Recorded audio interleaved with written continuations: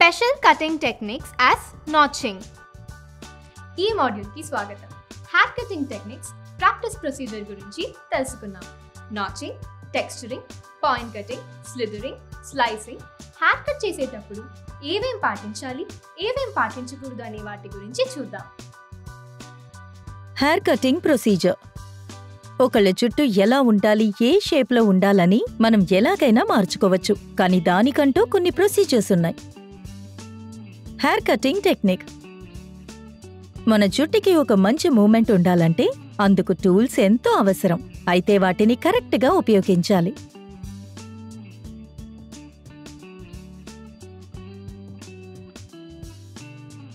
ఈ కోమ్స్ని ఒక్కసారి చూడండి. దీని పళ్ళు రెండు వైపులు విచిత్రంగా కనబడుతున్నాయి. అనీవెన్ మేనర్లో ఉన్న వాటిని సరిచేస్తుంది. సిజర్ యాంగిల్ ఎంతో ముఖ్యమైనది. చంకీ ఎఫెక్ట్కి అవసరమైన జుట్టుని ఎంతో శ్రద్ధగా విడదీయాల్సి ఉంటుంది. ఎంతో డ్రమాటిక్గా ఉండే చాపీ లేయర్స్ని ఇవ్వడానికి టెక్స్చరైజింగ్ షియర్స్ని మనం సరైన పద్ధతిలో ఉపయోగించాలి. Point cutting.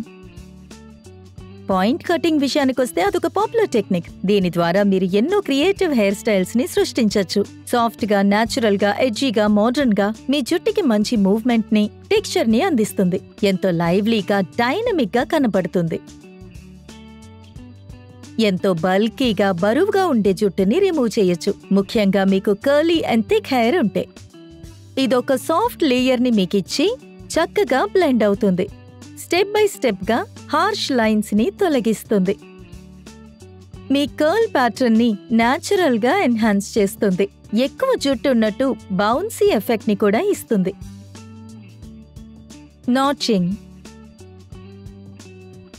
ఇది పాయింట్ కటింగ్ యొక్క ఇంకో వెర్షన్ అని చెప్పొచ్చు. కాస్త అగ్రెసివ్ గా ఉంటుంది. చంకీ హెయిర్ ఎఫెక్ట్ ని, పాయింట్ కటింగ్ లుక్ ని ఇస్తుంది. ముఖ్యంగా ఈ సెక్షన్ లో మీకు ఎండ్లో 3 ఇంచెస్ వరకు ఇస్తుంది. అదేవిధంగా ఎండ్ నుంచి 2 ఇంచెస్ పైకి పట్టుకోవాలి. ఆ క్లోజ్ షియర్స్ ని మీరు ఎండ్ దాకా వేగంగా ఉపయోగించాలి. ఈ విధంగా మనం వెట్ హెయిర్ లో చేయొచ్చు, లేదా డ్రై హెయిర్ లో చేయొచ్చు. Free hand notching. మీరు షియర్స్ యొక్క టిప్ ని ఉపయోగించాలి. స్లైడ్ చేయకూడదు. సింపుల్ గా స్నిప్ చెయ్యాలి. ర్యాండమ్ ఇంటర్వెల్స్ ఇచ్చి చెయ్యాలి. ఇంటీరియర్ హెయిర్ కట్ కి మాత్రమే ఈ పద్ధతిని పాటించాలి.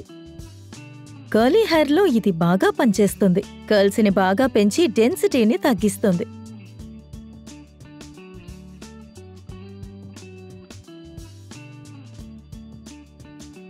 స్లిదరింగ్. దీన్ని ఎఫిలేటింగ్ అని కూడా అనొచ్చు.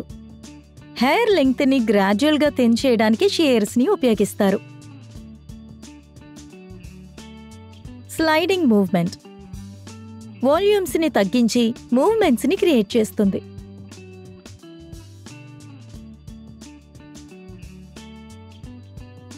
స్లైసింగ్.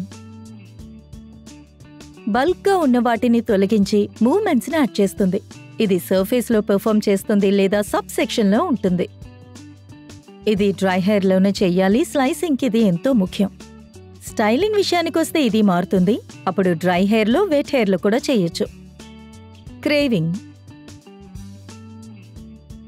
ఇది మీ జుట్టులో ఉన్న విజువల్ సపరేషన్ ని చక్కగా చూపిస్తుంది. షార్ట్ హెయిర్ కి ఏది బెస్టో తెలుసా? స్టిఫ్ గా ఉండే బ్లేడ్ ని స్కాల్ప్ లో కానీ మిగతా చోట్ల ఉపయోగించాలి. షియర్స్ ని మాత్రం మెల్లగా, జాగ్రత్తగా ఉపయోగించాలి. అప్పుడే పార్షియల్ గా, క్లోజ్ గా ఉన్న ప్లేస్ ఓపెన్ అవుతుంది. గుర్తుంచుకోవాల్సింది, ఎటువంటి కటింగ్ మెథడ్ అయినా సరే మీ షియర్స్ ని మాత్రం మెల్లగా యూజ్ చేయాలి. బల్క్ గా, స్ట్రెయిట్ గా ఉన్న హెయిర్ కి స్లిదరింగ్, స్లైడింగ్ చేయడం అవసరం. ప్రెషర్ మాత్రం చాలా జెంటల్ గా ఉండాలి. బ్లేడ్స్ ని, షేర్స్ ని కరెక్ట్ గా యూజ్ చేయాలి. అది స్టడీగా ఉంటేనే షేప్ కూడా కరెక్ట్ గా వస్తుంది. ఈ ముఖ్యమైన నియమాలన్నిటినీ ఖచ్చితంగా హెయిర్ కట్ చేసేటప్పుడు పాటించాలి. టూల్స్ అన్నిటినీ హెయిర్ కట్ చేయడానికి ముందు, తర్వాత క్లీన్ చెయ్యాలి. మీ క్లయింట్ ని ప్రొటెక్టివ్ క్లాత్ వేసి కవర్ చెయ్యాలి. ఎగ్జాంపుల్ కి గౌన్, కేప్, కటింగ్ కాలర్, ప్రతిసారి వీటిని ఉపయోగించాలి. హెయిర్ క్లిప్పింగ్స్ నుంచి హెయిర్ ని ఫ్రీ చేసేయండి. ముందుగా క్లయింట్ యొక్క జుట్టుని చూడాలి. స్కాల్ప్ని చూసి ఏ విధంగా కట్ చేయాలో షాంపూ చేయడానికి ముందే నిర్ణయించాలి. అదే విధంగా సిజర్స్ని కరెక్ట్గా ఉపయోగించాలి. ఒకవేళ మీరు కోంబ్ని కానీ సిజర్స్ని కానీ కింద పడేస్తే వాటిని క్లీన్ చేసి యూజ్ చేయండి, లేదా కొత్త సిజర్స్ని యూజ్ చేయండి. అన్నిటికంటే ముఖ్యమైన విషయం, హెయిర్ కట్ చేయడం పూర్తయ్యాక అక్కడున్న హెయిర్ని మొత్తం క్లీన్ చేసేయాలి. అది కూడా ముఖ్యంగా బ్లో డ్రైయింగ్ చేయడానికి ముందే చేయాలి. మీరు క్లిప్పర్స్ని యూజ్ చేసేటప్పుడు ఖచ్చితంగా ప్లగ్, ఫ్లెక్స్, కేసింగ్ ఎట్సెట్రాలని చెక్ చేయండి. కరెక్ట్గా పనిచేస్తున్నాయా లేదో చూడండి. అవి పనిచేయకపోతే వెంటనే మీ ఓనర్కి ఇన్ఫార్మ్ చేయండి. వాటిని యూజ్ చేయడం ఆపేయండి. బ్లో డ్రైయింగ్ అంటే ఏంటి? బ్లో డ్రైయింగ్ అనేది ఒక హెయిర్ స్టైలింగ్ టెక్నిక్. ఇది బ్లో డ్రైయర్ని యూజ్ చేసి చేసే హెయిర్ స్టైల్. ఇది ఎలక్ట్రికల్ డివైస్, చాలా హాట్గా ఉంటుంది. ఇది డ్రై చేసి హెయిర్ స్టైల్ చేయడానికి ఉపయోగపడుతుంది. బ్లో డ్రైయర్ని యూజ్ చేసి వెరైటీ హెయిర్ డిజైన్స్ని చేయొచ్చు. స్లీక్ అండ్ స్ట్రెయిట్, వాల్యూమ్నెస్, ఇంకా కర్ల్స్ని చేయొచ్చు. ఒక మంచి టెక్స్చర్ని ఇవ్వడానికి ఇది ఉపయోగపడుతుంది.